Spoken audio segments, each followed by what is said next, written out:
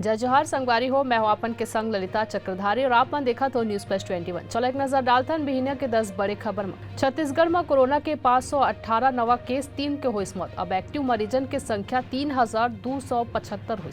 मुख्यमंत्री भूपेश बघेल आज जम्मू कार्यक्रम में हो ही शामिल। ईद, अक्ति तिहार, माटी पूजन दिवस और माता कौशल्या महोत्सव में ली हिस्सा। 2600 खिलाड़ी ला मिली फायदा। 10वीं 12वीं में एक साल 3100 छात्रों ला मिली बोनस। कर्नाटक पंचायत के आगाज मंच में पहुंची केंद्रीय गृह मंत्री अमित शाह। अतीक और अशरफ के हत्यारा अरुण मौर्य के सही उम्र के लगाए जाते पता।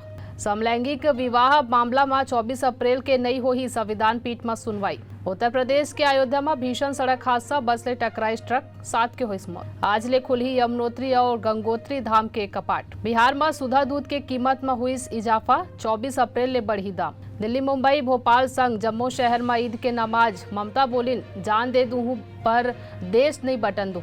ऐसे नहीं तमाम बड़े जानकारी ले लगातार अपडेट रहे बर देखा रहो न्यूज प्लस 21, आप मन के हक के बाद।